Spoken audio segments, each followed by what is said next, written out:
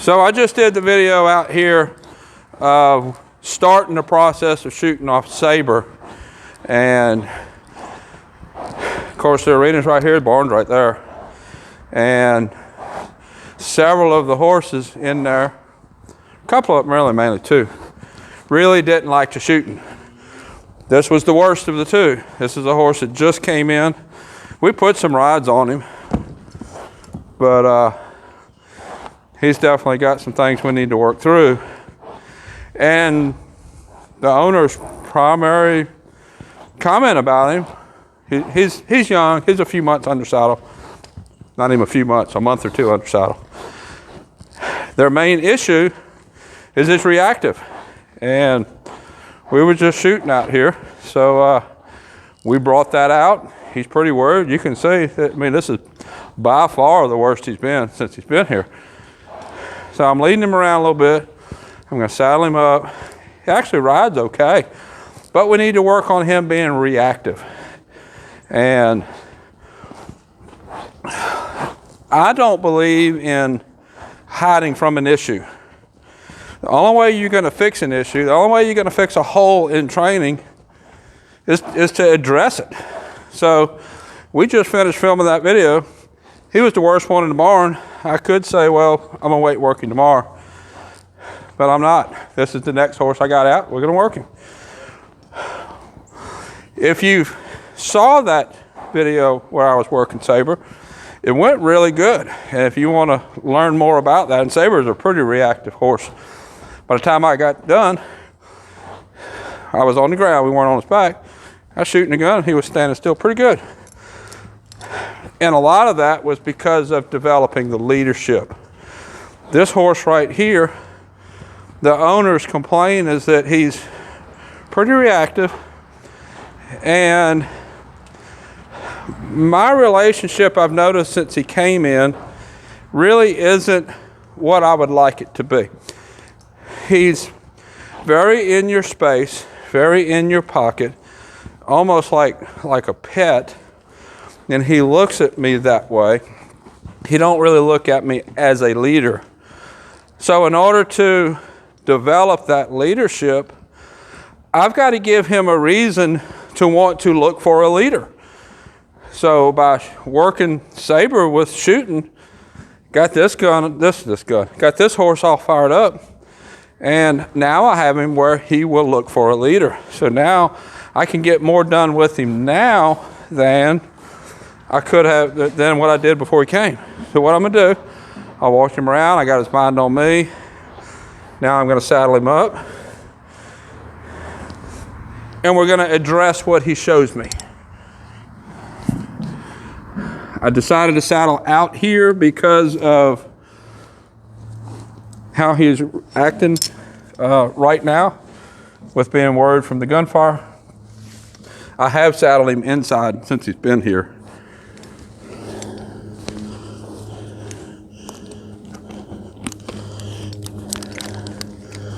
Bridle on first.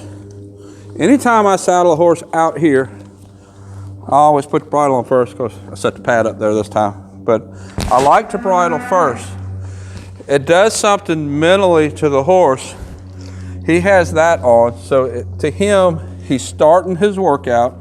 He has this to focus on.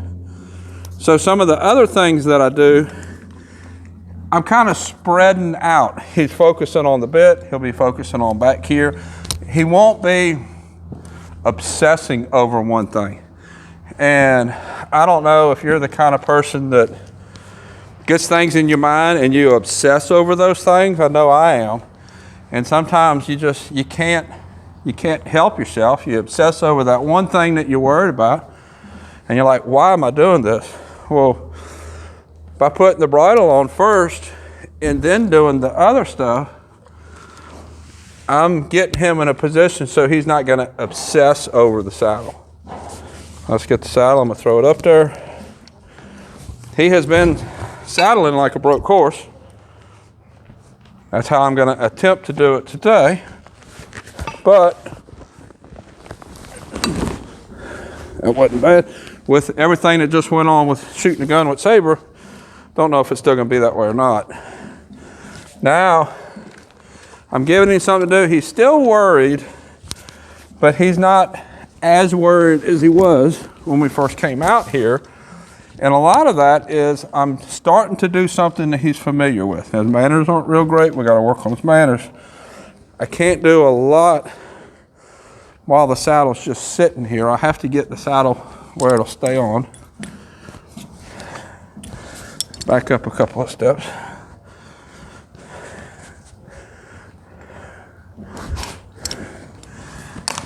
And I talk a lot about distractions, and I want there to be distractions, and I want the horse to learn how to work through the distractions. And by having distractions, that's also going to keep the horse from obsessing over certain things. All that is just pieces of the bigger puzzle. All pieces that have to fit together.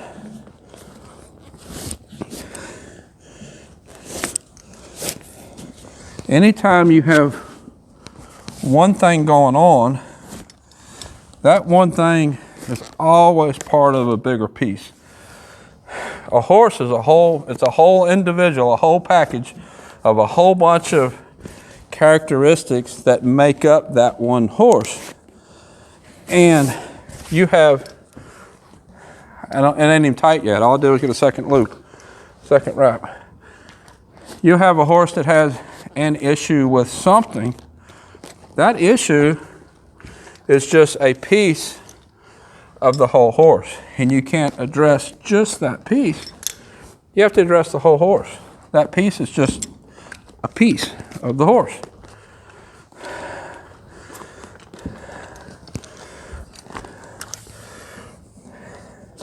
It's snug enough that I could get on, but it's really not that snug. I was able to roll it up on top. It's not that tight. Now let's just walk a little bit.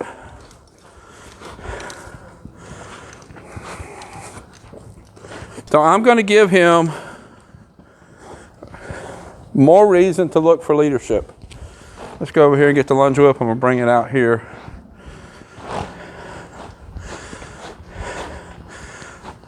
One of the things that I notice with all the horses that come in for training, some of them are more stimulated by certain things than other things. Sabre is a horse that's pretty highly stimulated with sounds. Denali is not. This horse seems to be a horse that's pretty highly stimulated with sounds. Some horses are that way, some are more visually stimulated.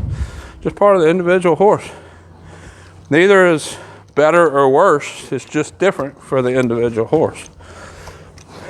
Now I'm going to take my lead rope off, put a lunge line on.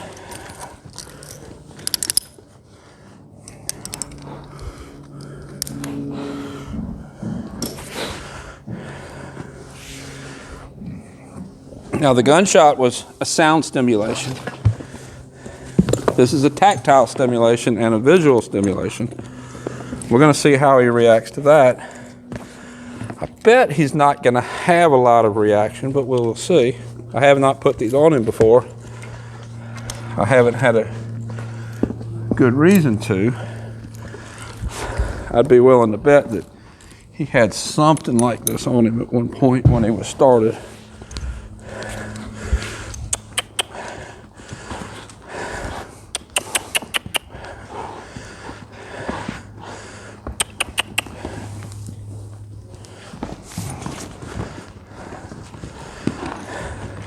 What I'm expecting, what I'm kind of hoping for, is that since he's kind of fired up because of the gunshots, he'll give me a little bit more reaction to this so that I can work this. In the beginning, I don't think he would have had much reaction. I don't think he would have cared, so I didn't put him on. So what is my objective? What is my goal? What am I trying to accomplish in this lesson with this horse?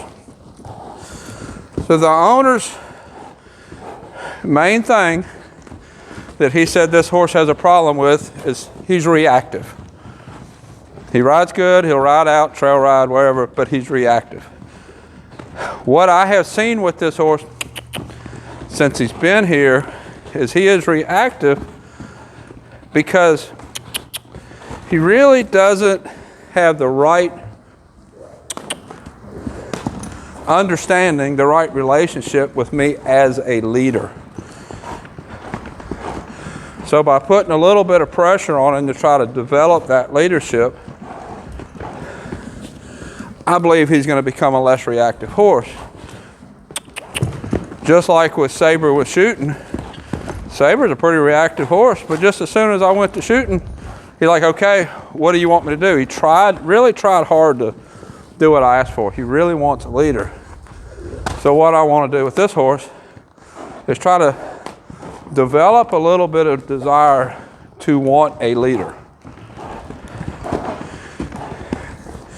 As you see, he really ain't too worried about the bumpers. Come on. He really ain't too worried about the bumpers. I didn't think he would be. That's why I didn't do them to begin with. But I need to put pressure on him. In order to develop leadership, it takes pressure.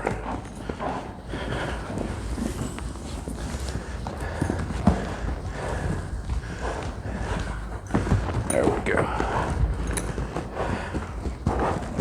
That pressure can be mental, that pressure can be physical.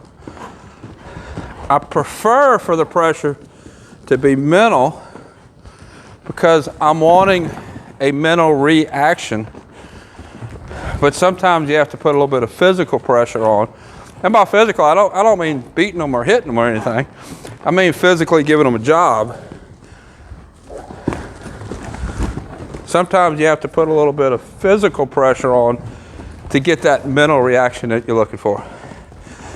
And I talked a little bit about different breeds and how that works.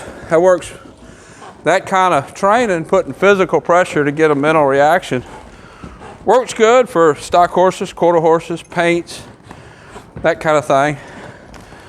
Somewhat with Appaloosas, they're a little bit different. Doesn't work for thoroughbreds, Arabians, that kind of thing. It doesn't work for that, for them, because their brain doesn't work that way. You start putting physical pressure on, they're so fit and their mental state is just so strong, it doesn't work that way. You have to approach them a little different. So what I'm after with him, with the gunshots, we put a little bit of mental pressure. He didn't have a leader, he worried, he was in the stall. Now I'm putting a little bit of physical pressure on him. Come on.